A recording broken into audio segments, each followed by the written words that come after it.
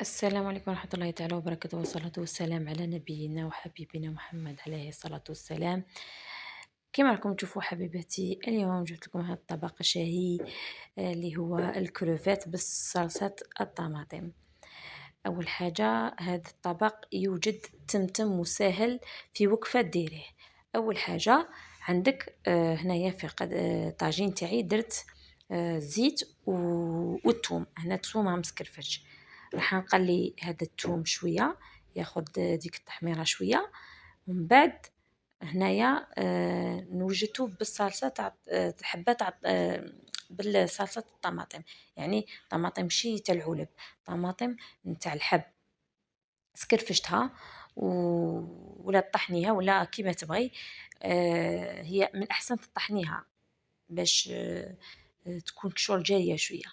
هنايا راهي تقلى عندي الثوم، بعد لي تقلى الثوم راح نضيف الطماطم نتاعي. هنايا كيما قلت لكم انا حيتها في الميكسر.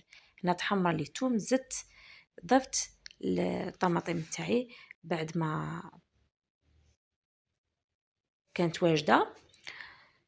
هنايا راني نقلي في هذيك شويه تاع طوماطيس، ونزيد معاها هنا الرند لازم يكون في الصلصه تاعنا، ونزيد معاها الحرور، ونزيد معاها سكنجبير، ونزيد معاها شويه نتاع فلفله حمراء. يعني ما تكتروش فلفله حمراء، ديروا برك على راس المغرف، هذا مكان. وعندكم الملح بالطبع.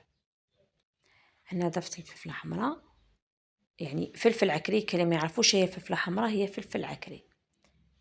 ونديروا الملح، نملحوها بالطبع. وهنا شويه تاع كمون على راس المغرف، ما ديريش بزاف كمون باش ما يتغلبلكش على الكمون، عارفوا بلي قاطع. هاي ديري غير على راس المغرف هكا شويه تاع كمون وحركي.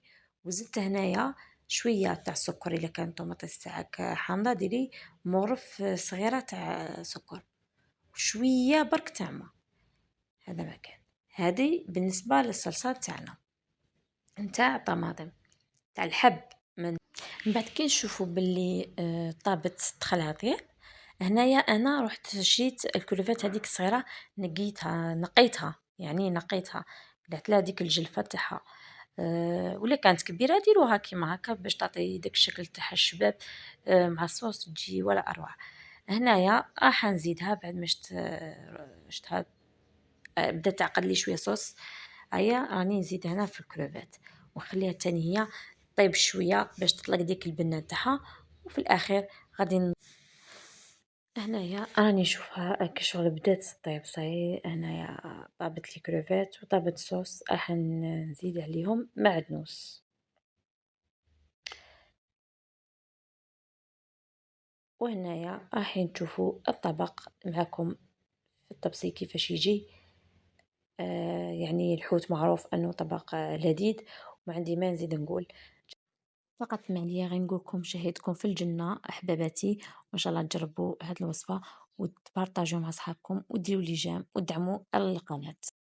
فقط ما عليا غير نقولكم شهيتكم في الجنة أحباباتي، وإن شاء الله تجربوا هذه الوصفة وتبارطاجوا مع صحابكم وديروا لي جيم ودعموا القناة.